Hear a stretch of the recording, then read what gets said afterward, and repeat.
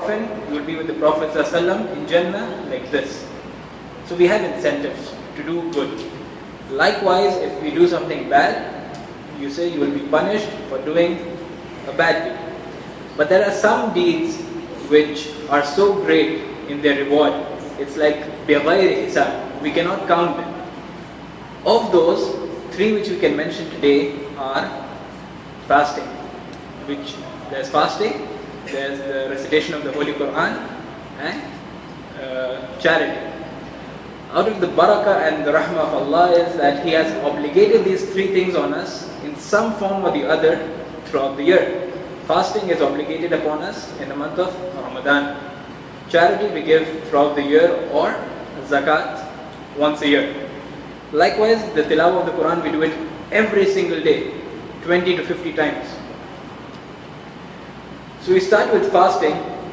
In a hadith Qudsi we have, which is Sahih, Muttafaqun alayh, where Allah tells us that every deed of the son of Adam is for himself, except for fasting. That I will reward him. It's like saying you go to a king and you ask him for 1 ringgit. What is 1 ringgit for the king? Nothing. He could give you hundreds and thousands of it. He just says, you know what, your need, I will take care of it. He doesn't need to say that I will give you your 1 ringgit or I'll give you your 10 ringgits. He just says, I will take care of it. That is the magnitude of the bounty of Allah. He doesn't need to say that this and this is your reward. Because you are giving up your food, your drink, you're abstaining from so many things which are actually halal for you. So Allah will reward us for this, inshallah. Second, we have charity. In the month of Ramadan, inshallah, we believe that by the rahmah and the barakah of Allah, Allah multiplies it for us. Our Shaykh Ibrahim Nuh Hafidullah, during the tafsir of Surah Baqarah, he mentions that charity in the path of Allah, it never reduces anything from our pockets. Rather, it's like an investment for us in the akhirah. Because like in the gardens, when we water a plant, it grows slowly, slowly, slowly. Likewise, when we give sadaqah for the sake of Allah, it's not vanished from our pockets. Rather, Allah nurtures it and grows it. Till on the day of judgment, we go to Allah subhanahu wa ta'ala and Allah says, these are your deeds. But then we look at it, we don't recognize doing any of such things. We're like, Ya Allah, these are not our deeds. He says, no, this is the sadaqah that you gave. And today, this is how it is. Likewise, we see from the seerah of the Prophet sallallahu alaihi wasallam that especially in the month of Ramadan, he was like the bahar, the sea in giving. Why the sea? Because the sea is like an analogy, right?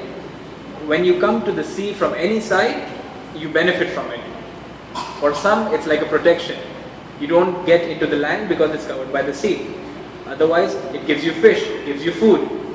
For the ones who look deep into it, it gives you pearls and so many other precious treasures.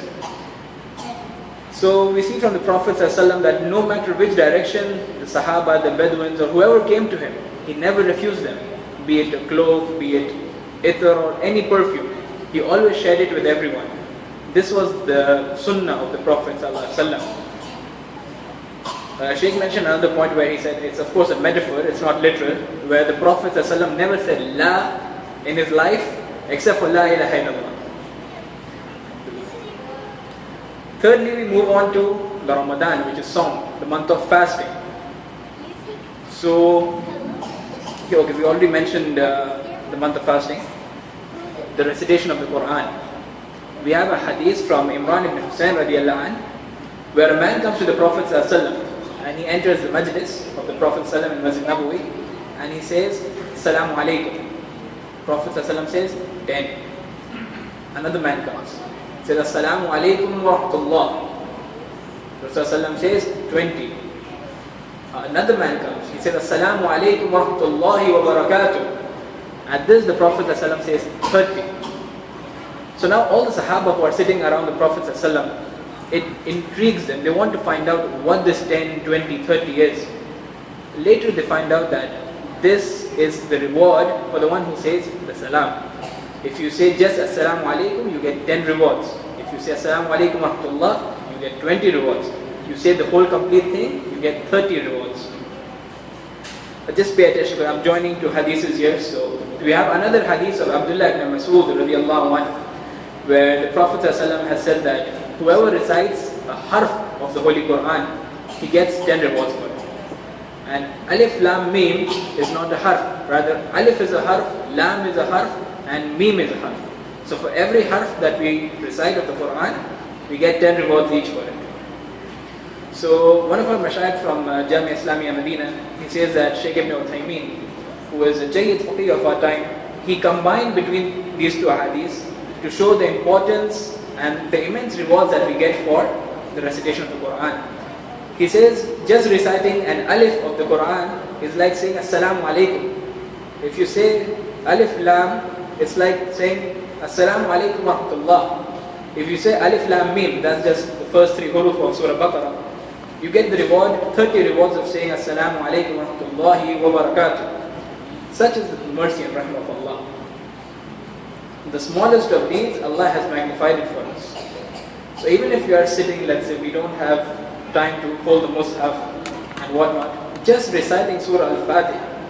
And coming on Surah Al-Fatiha, Surah Al-Fatiha, Al-Quran, it's an amazing thing on itself.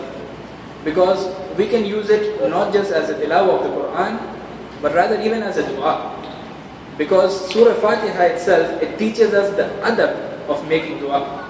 Because we can't just go up to Allah subhanahu wa ta'ala and say, give me this, give me that, Ya Allah, give me this. This is Allah we are asking for. This is Malikul Mulk, Rabbul Alameen.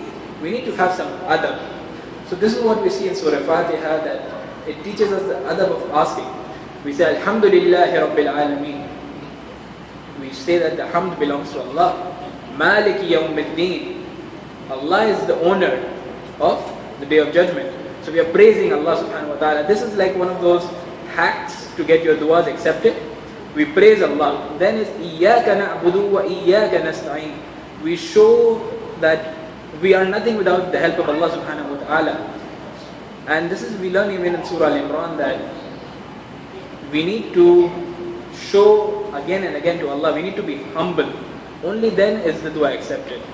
Another of the hacks of the duas getting accepted is we show that, we tell Allah, Ya Allah, I did this sake for you. So by the virtue of that, please accept my dua.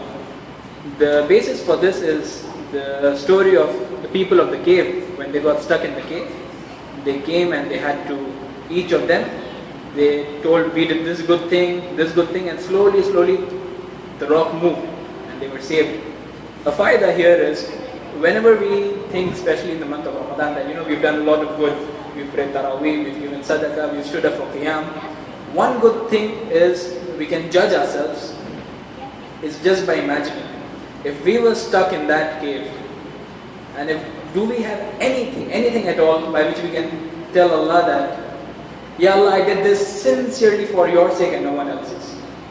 Will that stone move for us or not? If not, then we know how much more work we have to do. After Surah Al-Fatiha, there are just 2 more du'as, because many times what happens is we are busy. So we don't get time to make a lot of dua. So there, after Surah Al-Fatiha, there are 2 du'as which are all encompassing. It covers all the aspects.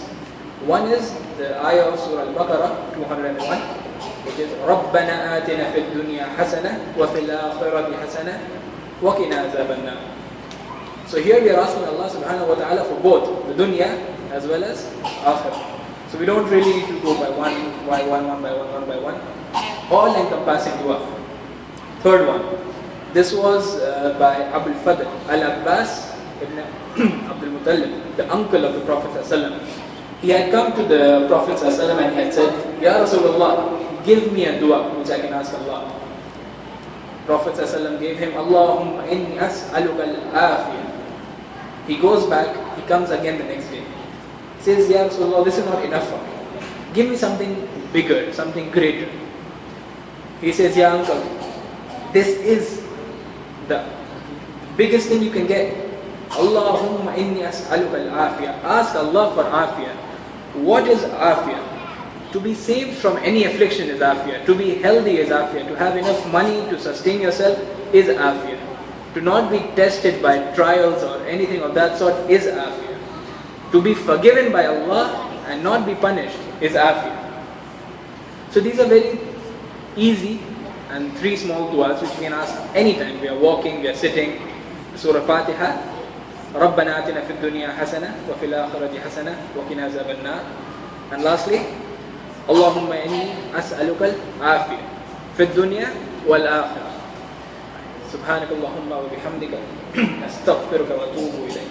السلام عليكم ورحمة الله وبركاته.